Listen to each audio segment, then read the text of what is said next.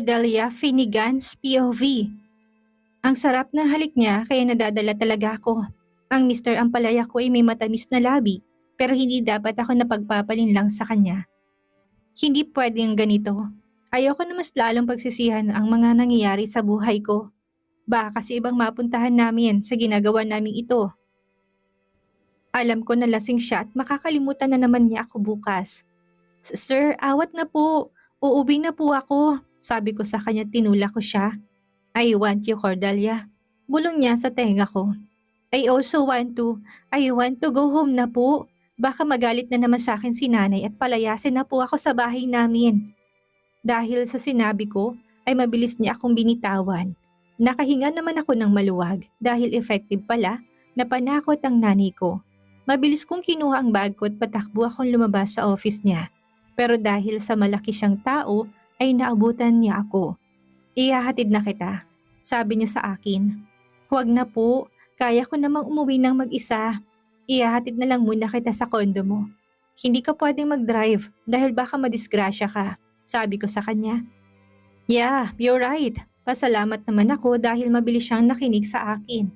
Hindi kaya ng konsensya ko na pabayaan na lang siya. Baka kasi ano pang mangyari sa kanya. Pumara ako ng taxi para hindi na siya magmaneho. Habang nasa biyahe kami, ay nakasandal siya sa balikat ko at nang makarating na kami sa building, ay ginising ko na siya. Salamat po Manong, keep the change po, saad ko sa taxi driver. Salamat Iha, bumaba na kami tinalalayan ko siya. Habang nasa loob kami ng elevator ay nakapikit siya pero hawak niyang kamay ko. Medyo struggles real ako dahil habang naglalakad kami sa hallway ay parang tulog na siya. Sir, ang bigat mo, malapit na tayo kaya umayos ka na. Saad ko sa kanya.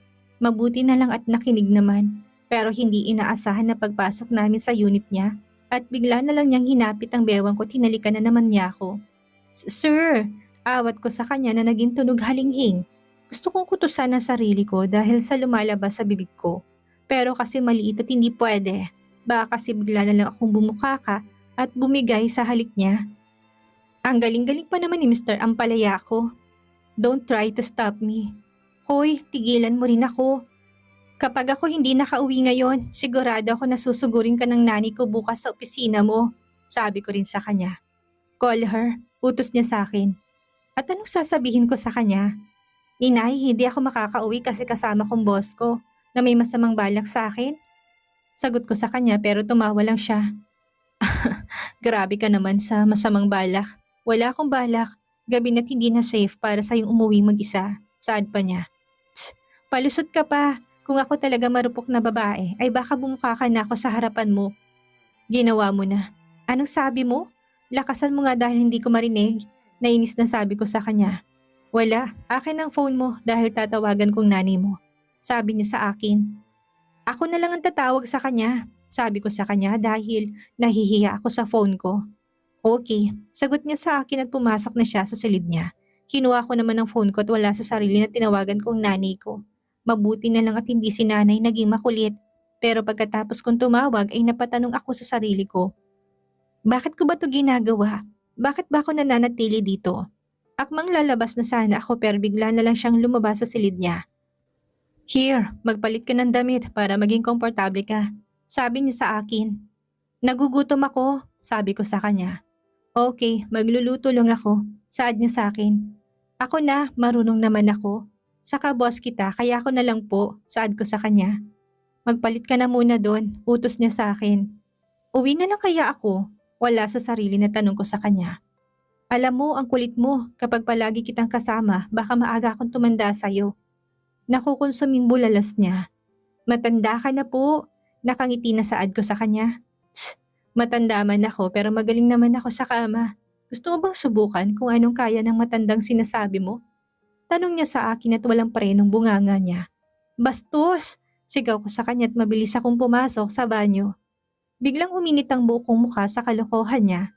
Nasubukan ko na nga kaya ngayon may laman na itong tiyan ko. Lasing ako noon pero alam kong nangyari. Tumirik pa nga yung mata ko sa sarap. Hoy, Cordelia Finnegan Geronimo, nasunay magiging Zimmerman na. Tumigil ka na? Kung ano-ano talagang naiisip mo, napakasaway mo talaga. Naiinis na saad ko sa sarili ko sa pagiging sira ulo ko. Ano, tulog ka na ba dyan? Kanina ka pa ha? Tanong niya sa akin. Mabilis kong sinuot ang t-shirt niya na sobrang bango. Paglabas ko'y pinagmasdan niya ako mula ulo hanggang paa. Bagay ba sa akin? Akin na lang to ha, ang bango kasi. Ano bang gamit mo na Fabcon? Hindi ko na napansin ang lumalabas sa bibig ko. Okay, sa'yo na. And about sa Fabcon, hindi ko alam, sagot niya sa akin. Thank you po, nakangiting sabi ko sa kanya. Ganyan mo ko kagusto, kaya hinihingi mo ang damit ko? Nakangisi na tanong niya sa akin. Naku po, nagkakamali ka. Sige na nga, hindi ko na lang hihingin sa'yo. Saad ko sa kanya't mabilis kong hinubad ang t-shirt niya. Shit, what the hell are you doing?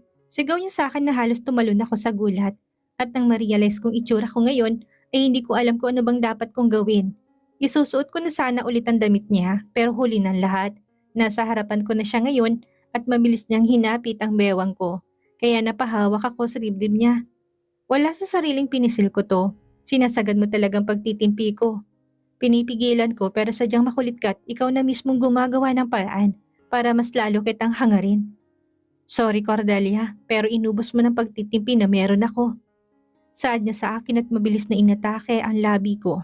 Ang pagdadalawang isip ko'y biglang nawala dahil sa ideya na biglang pumasok sa isipan ko.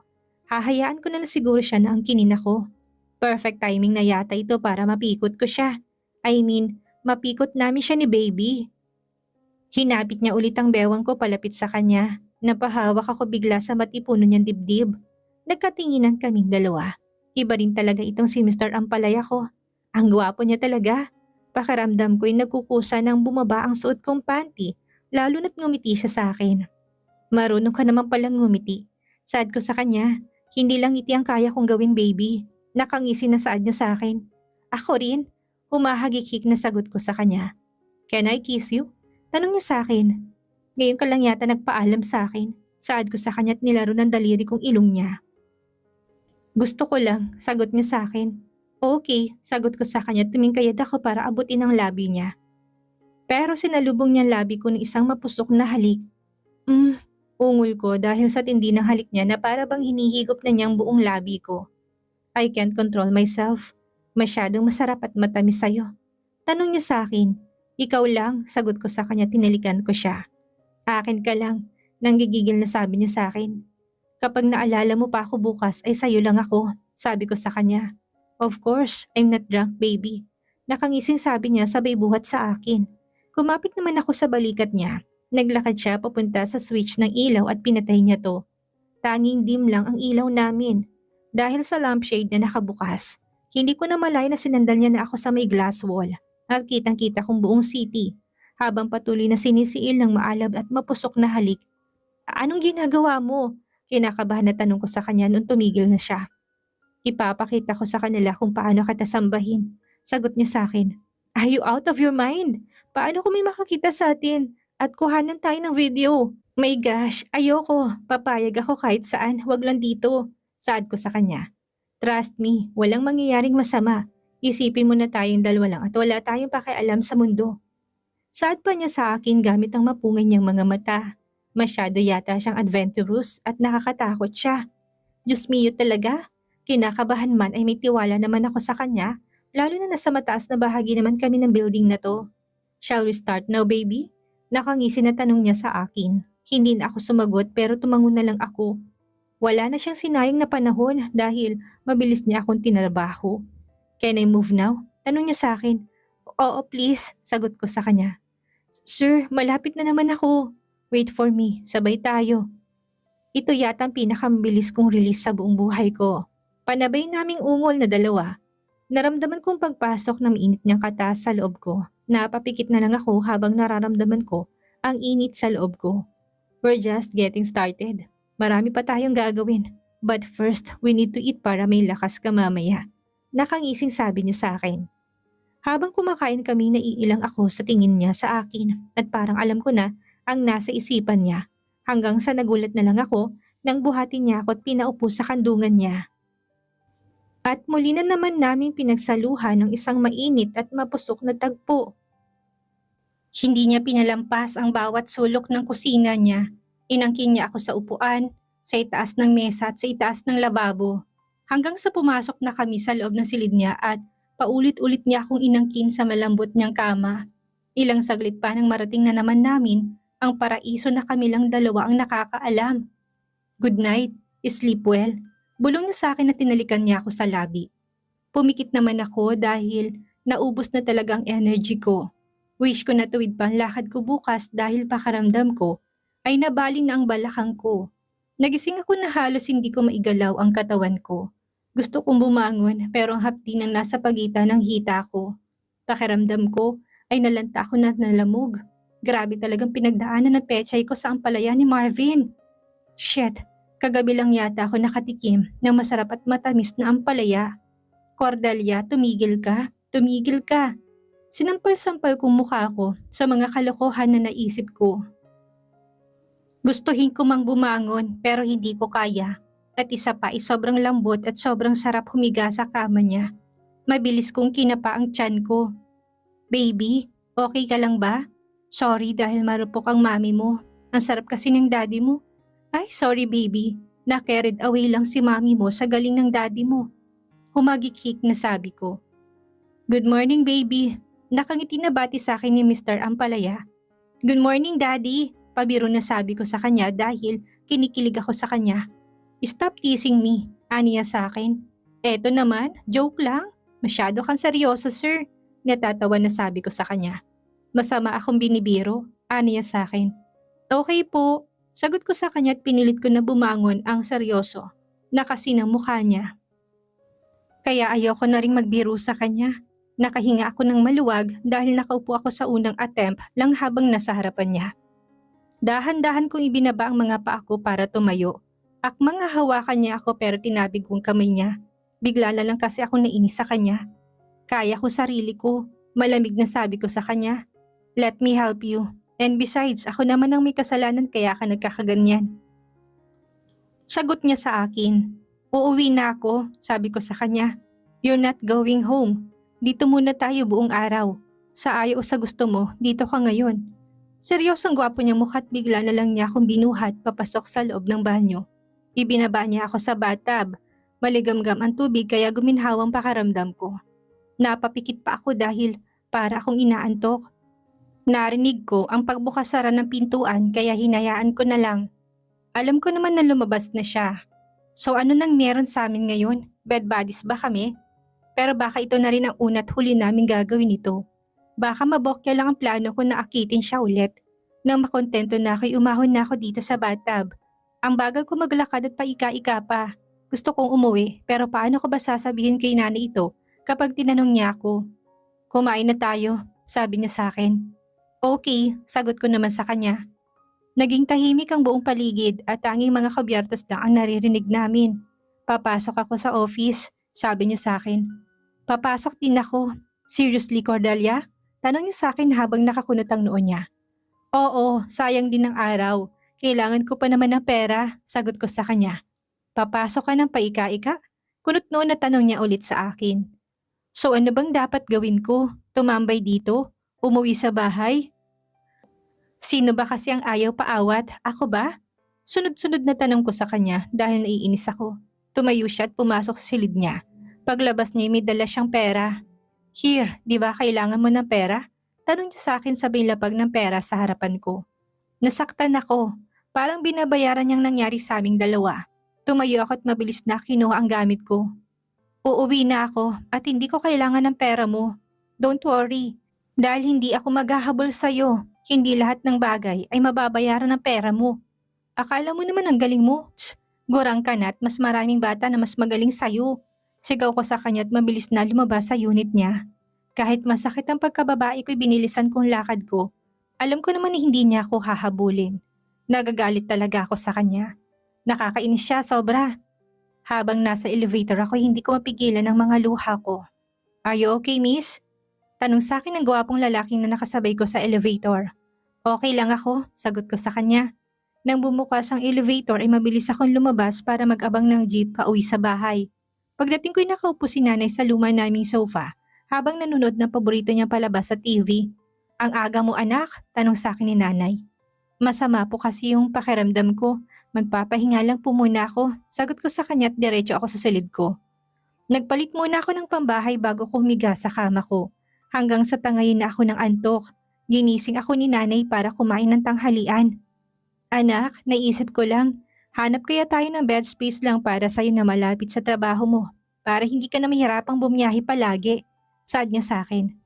Naisip ko rin po yan, Nay. Naunahan niya lang po ako, sagot ko sa kanya.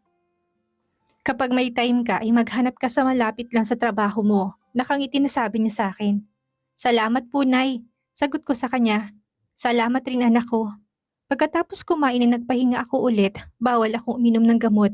Sana talaga'y matuloy na ako makapunta sa OB-GYN para malaman ko rin ang lagay ni baby. Hindi ko alam kung kaya ko pa bang pumasok sa trabaho ko. Siguro ay oras na para gumawa ako ng resignation letter. Wala namang dapat sisihin dahil kasalanan ko rin. Kaya lang nasasaktan lang talaga ako sa paulit-ulit na pagbalik sa isipan ko nang ginawa niya kanina. Doon ko napatunayan na wala rin siyang pagkakaiba sa ibang mga lalaki. Init ng katawan lang din ang nais niya. Kinabukasan ni maaga pa akong pumasok dahil bala ko nang gumawa ng resignation letter ko. Habang naghihintay ako na maiprint ang resignation letter ko, biglang dumating ang boss ko. Hindi ko siya binate. Tumayo ako at pinagtimpla ko pa rin siya ng kape. Ibinaba ko ito sa harapan niya at hindi na ako nagtagal sa harapan niya. Bumalik ako sa table ko para kunin ang resignation letter ko. Bumalik ako sa kanya at nilapag ko sa harapan niya ang papel. What is this? Tanong niya sa akin. Resignation letter ko po, sagot niya sa akin. Why? Hindi ko na po kayang trabaho ko dito. Napayuko ako na sumagot sa kanya. So sayang lang palang pagpapaaral namin sa'yo. Hindi ka malang tumagal ng ilang buwan. Okay, umalis ka na sa company ko. Malamig na sabi niya sa akin at pinirmahan niya to. Tumulo ang luha ko para ako na double kill. Sa sinabi niya at sa pagpirma niya sa resignation letter ko. Mabilis kong pinunasan ng luha ko at tumalikod na ako sa kanya. Kinuha kong bag ko at ang iba ko pang mga gamit. Hindi na ako nagpaalam sa kanya. Mabilis akong lumabas sa office niya. Hindi ko pinansin ng ibang empleyado na nakatingin sa akin. Habang nag-aabang ako sa sakayan ay may tumigil na van sa harapan ko. Nagulat lang ako dahil bigla nila akong hinila, papasok sa loob ng van. Anong kailangan niya sa akin? Natatakot na tanong ko sa kanila. Hindi kami, kung hindi ang boss namin. Sagot niya sa akin at may panyong itinakip nila sa ilong ko. Nakaramdam naman ako ng pagkahilo hanggang sa hindi ko na alam ang mga sumunod na nangyari. Nang imulat kong mga mata ko ay nasa hindi ako pamilyar na lugar. Sino naman kayo nagpadukot sa akin? Ako pa talagang dinukot niya. Wala naman siya mapapala sa akin, lalo't wala akong kahit na anong kayamanan. Pera nga problema ko tapos parang kailangan ko pang magbigay sa kanila. Kinalampag kong pintuan para malaman nila nagising na ako. Hoy! Kung sino man kayo, palabasin niyo ako dito. Mga walang hiya kayo. Ako pa talagang kinidnap niyo? 50 lang naman ang meron sa wallet ko. Sigaw ko sa kanila. Umatras ako dahil narinig ko na gumalaw ang doorknob. Pumukas ang pintuan at pumasok siya. Ikaw? Gulat na bulalas ko. Mahal, tawag sa akin ng walang hiyang Marcus. Ano kailangan mo sa akin? Saan mo ko dinala? At isa pa, huwag mo nga akong tawagin na mahal. Buwisit ka. Sunod-sunod na tanong ko sa kanya. Gusto lang naman kitang makausap. Gusto lang naman makipagbalikan sa'yo. Sagot niya sa akin. Makipagbalikan? Bakit? Sawa ka na ba sa ex-best friend ko na ahas? Naiinis na tanong ko sa kanya. Aminado naman ako na nagkamali ako, kaya sana bigyan mo pa rin ako ng chance. Mahal kita, Cordelia. Saad niya sa akin. Sinayang mo lang ang oras at pagmamahal ko sa'yo noon. Choice mo na lokohin ako at hindi basta lang pagkakamali. Ngunit kung nagigilty ka lang sa kasalanan mo sa akin ay tumigil ka na. Kaya na kita patawarin pero hindi ako makipagbalikan sa'yo. Sabi ko sa kanya. Please, isang chance na lang. Handa akong humarap sa mga magulang mo. Sabi pa niya sa akin. Ayoko rin makikiusap sa'yo. Iuwi mo na ako dahil alam ko nang hinahanap na ako ng mga magulang ko. Hayaan mo na lang muna sana ako. Kasi sa ngayon ay ayoko na maging parte ka ng buhay ko. Saad ko sa kanya. Okay, ihahatid na kita. Sabi niya sa akin. Kaya kong umuwi mag-isa. Sabi ko sa kanya. Laking pasasalamat ko dahil hindi naman siya nagmatigas pa. Malalim ng gabi at naglakad ako papasok sa bahay namin. At pagkatukoy ka agad na bumukas ang pintuan. Cordelia, ikaw na ba yan? Saan ka ba nanggaling anak ko? Umiiyak na tanong sa akin ni inay. Pasensya na po kayo, napasarap po ang kwentuhan namin ng kaibigan ko. Sagot ko sa kanya. Alam mo ba na tinawagan ko pang boss mo para lang itanong kung nasaan ka na? Sabi pa ni inay sa akin. Sorry po, sige po magpapahinga na ako. Paalam ko sa kanya. Kumain ka na ba? Opo, pagsisinungaling ko sa kanya. Sige na anak, magpahinga ka na. Pumasok na ako sa silid ko, humiga kagad ako sa papag ko. Ang lungkot pala. Ganito palang feeling kapag wala ka ng trabaho. Hindi ako malungkot o natakot na dinukot ako ni Marcos na yon. Pero nasasaktan ako dahil tuluyan na akong tambay, wala na akong trabaho. Baka tatambay na lang ako sa labas, doon banda sa may kalsada, at tutulong na lang ako sa mga delivery rider. Ituturo ko na lang ang bahay ng mga tao dito sa amin.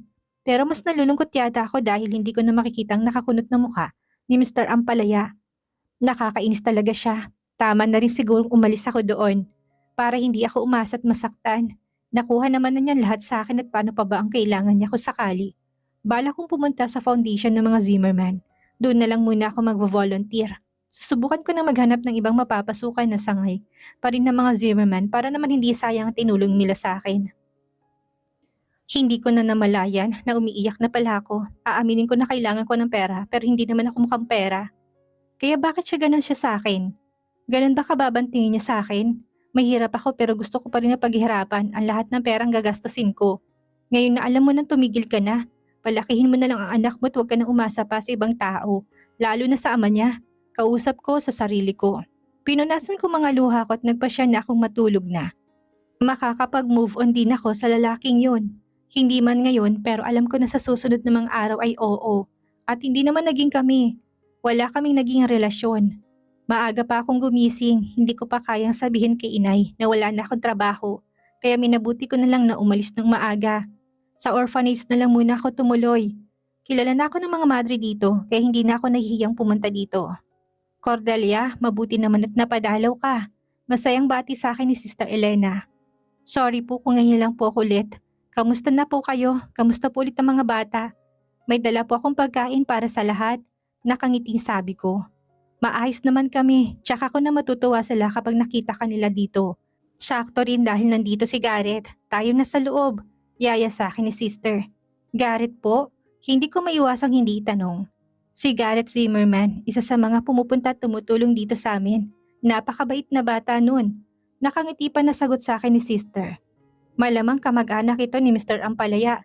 Pagpasok namin sinalubong ako ng mga bata ng isang mahigpit na yakap hanggang sa bumungad sa akin ng isang gwapong lalaki.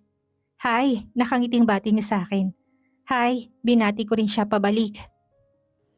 Pero parang pamilyar sa akin at tamang ako siya yung lalaki na kasabay ko sa elevator noong nakaraan. You look familiar. Sabi niya sa akin, you too, ikaw yata yung nakasabay ko sa elevator. Saad ko sa kanya.